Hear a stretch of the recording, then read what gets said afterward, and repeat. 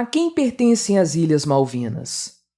As Ilhas Malvinas, assim como qualquer lugar ou coisa, pertencem a quem agiu dentro da ética. Este é o Visão Libertária, sua fonte de informações descentralizadas e distribuídas. As Ilhas Malvinas, também chamadas de Ilhas Falkland, são um arquipélago do extremo sul do continente americano, próximo ao território continental argentino. São mais de 700 ilhas, habitadas por menos de 3.000 pessoas. Uma porção tão pequena de terra poderia passar despercebida na história humana, algo que acontece com quase todos os arquipélagos da Terra. Mas o conflito armado chamado de Guerra das Malvinas, ocorrido nos anos 80 e que envolveu Argentina e Reino Unido, atraiu a atenção de governos para aquela região insular. Mesmo estando sob a jurisdição britânica, ainda hoje o governo argentino reclama a posse do arquipélago. E não obstante a demanda para, obviamente, dominar mais um pedaço de terra, vamos analisar aqui, sob o ponto de vista libertário, de quem realmente são as Ilhas Malvinas. Nunca se descartou a possibilidade de povos pré-colombianos terem habitado a região.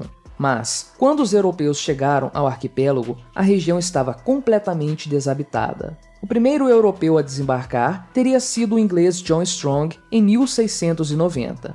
E foi só em 1764, com a chegada dos franceses, liderados pelo capitão Louis-Antoine de Bougainville, que as ilhas passaram a ser efetivamente habitadas, fundando o chamado Port Louis na Ilha Malvina Oriental. Paralelamente, na chamada Ilha Saunders, os britânicos, liderados pelo capitão John McBride, se estabeleceram no local que passou a ser designado como Port Egmont. É possível, inclusive, que nenhum dos dois assentamentos soubesse da existência do outro, então, para eles, ambos estavam em completo isolamento. E em 1766, os franceses abandonaram seus assentamentos, deixando-os para os colonizadores espanhóis. Aí, por mais um tempinho, houve uns pequenos atritos entre os dois, até que em 1774, os britânicos decidiram deixar de vez as Malvinas. E em 1806, durante as invasões britânicas ao Rio da Prata, em retaliação às guerras napoleônicas, o governo espanhol na ilha foi evacuado, sendo seguido pela maioria da população espanhola em 1811. Com isso, as Malvinas ficaram praticamente abandonadas de novo. Em 1823, o comerciante alemão Louis Vernet se estabeleceu nas ruínas do antigo Puerto Soledad e isso atraiu para as ilhas muitos colonos nos anos seguintes. Novos conflitos, dessa vez com os norte-americanos, com os ingleses e por revoltas causadas pelos próprios colonos, geraram mais instabilidades e a chance de um completo esvaziamento do arquipélago, algo que só foi mudado em 1844 com o estabelecimento de colonos ingleses liderados por Samuel Lafon. 28 anos depois, ou seja, em 1851, quando a empresa Falkland Island Company, sucessora dos negócios de Lafon, se estabeleceu, marcou-se de vez a presença britânica nas ilhas. Nas décadas seguintes, especialmente pelas atividades da companhia, a ilha passou a ser regularmente ocupada. Chegou até a ser, em muitos casos, um porto estratégico, tanto para a marinha comercial quanto para a de guerra, inclusive nas guerras mundiais. O que realmente marcou a história das Malvinas, contudo, foi o conhecido conflito armado entre a Argentina, que reivindicava a soberania sobre as ilhas, e o Reino Unido, que era internacionalmente reconhecido como Estado soberano sobre o arquipélago. O governo argentino, que era liderado por uma junta militar, enfrentava uma forte crise social e econômica. Então, ele viu na invasão das ilhas próximas ao seu território uma excelente maneira de reforçar o poder, cobrindo os problemas argentinos com uma cortina de fumaça. Aí, no dia 2 de abril de 1982, militares argentinos iniciaram as manobras para a ocupação da ilha. Isso foi fácil, aconteceu em apenas 2 dias. Mas o Reino Unido, que tinha a Dama de Ferro Margaret Thatcher como primeira-ministra e cujo governo também enfrentava uma crise interna, respondeu à altura. A retaliação da Marinha Britânica massacrou as forças argentinas. O evento mais marcante foi o afundamento do cruzador General Belgrano, que resultou na morte de 323 marinheiros argentinos. 2 meses e meio depois do início da guerra, no dia 14 de junho, as forças argentinas se renderam, e assim se manteve o status quo na região.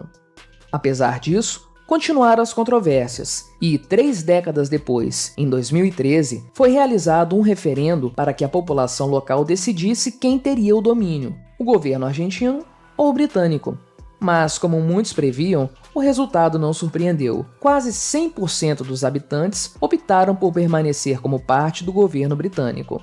Afinal, entre ser controlado pela Inglaterra, terra do liberalismo, e ser subordinado à Argentina, terra do peronismo e das consequentes e colossais taxas de inflação anuais, a primeira opção é melhor. Então, depois dessa breve história do arquipélago, podemos questionar pela ética libertária a quem pertencem as Ilhas Malvinas. Não interessa saber qual dos dois países, afinal, ambos são entes coercitivos e, portanto, ilegítimos. O seu domínio das regiões se deu exclusivamente pelo uso de força e violência. Para entendermos a questão pelo ponto de vista libertário, vamos recorrer ao mais básico conceito de propriedade privada. Primeiro, só é possível ser apropriável algo que é escasso, que é impossível ser de mais de uma pessoa ao mesmo tempo e local. Se um tem, outros não têm. É por isso que ideias, por exemplo, não podem ter dono. Elas podem ter um autor que foi mais reconhecido por ela e tal. Pode-se fazer contrato para que as partes combinem que apenas uma faça uso e etc. Mas dono, não. O uso ou a criação de ideias pode ser feito por 2 pessoas ao mesmo tempo, sabendo ou não uma da outra. Ideias, quando um tem, outros também podem ter, sem que os primeiros a percam. E para tudo o que é escasso, a propriedade é reconhecida após a apuração da história do item em disputa. O critério é a apropriação original. Se um relógio que está no braço de alguém foi adquirido sem consenso, logo, não foi por apropriação original. Se isso é constatado, a conclusão é de que o relógio está com um ladrão. Quando não há uma outra parte, não pode haver um dissenso, portanto, não há conflito. E se não há conflito, há apropriação legítima. Para um pedaço de terra, após uma apuração que leve a concluir que não há alguém anteriormente que a usa, delimita e defende, o dono legítimo é o atual. Uso, delimitação e defesa são os pré-requisitos para que alguém que encontra o item que não tenha um dono pré-existente se torne seu legítimo possuidor. Partindo desse princípio, voltemos no tempo. Então, para determinar quem é o dono legítimo das terras do arquipélago, a chegada do britânico John Strong no fim do século XVII não é suficiente. Afinal, ele não as usou, delimitou, nem as defendeu. Os primeiros possuidores foram, de fato, os franceses. Eles foram os primeiros a se estabelecer nas ilhas. Entretanto, os britânicos do mesmo período ocuparam terras que não estavam reivindicadas pelos franceses. Portanto, o assentamento britânico também era legítimo do ponto de vista libertário. Ambos, franceses e ingleses, se apropriaram originalmente de pedaços de territórios insulares que usaram, delimitaram e defenderam. Até aí, tudo da forma mais pacífica e correta possível. A ocupação histórica do arquipélago é cheia de idas e vindas. As ilhas foram abandonadas várias vezes por seus moradores. Primeiro, pelos próprios franceses, que cederam lugar para os espanhóis. Depois, também pelos britânicos. O possuidor que abandona suas terras, deixando de reivindicá-las, abre mão de sua posse, e assim, o item volta à situação inicial. Então, as terras se tornaram novamente passíveis de terem apropriação original. No início do século XIX, com o abandono das ilhas por parte dos colonizadores espanhóis, novamente as Ilhas Malvinas foram deixadas sem dono legítimo. Quando o alemão Louis Vernet chegou, novamente as terras passaram a ter um dono legítimo, apropriador original. Nos anos seguintes ao empreendimento inicial, novos colonos se estabeleceram lá de forma voluntária e pacífica. Contudo, a chegada dos navios norte-americanos, que tomaram o assentamento de Puerto Soledad em 1831, e as seguidas invasões britânicas durante algumas décadas, feriram o princípio de não agressão e iniciaram um período de posse não legítima daqueles territórios. E, apesar desses atos de violência, após a instalação da Falkland Island Company, o primeiro empreendimento bem-sucedido na ilha daquela época, seguiu-se um período de relativa calmaria. A empresa se tornou dona de grandes extensões de terra, fosse por apropriação primária, fosse por concessão da coroa britânica. Até o período da Guerra das Malvinas, a população do arquipélago vivia de forma tranquila.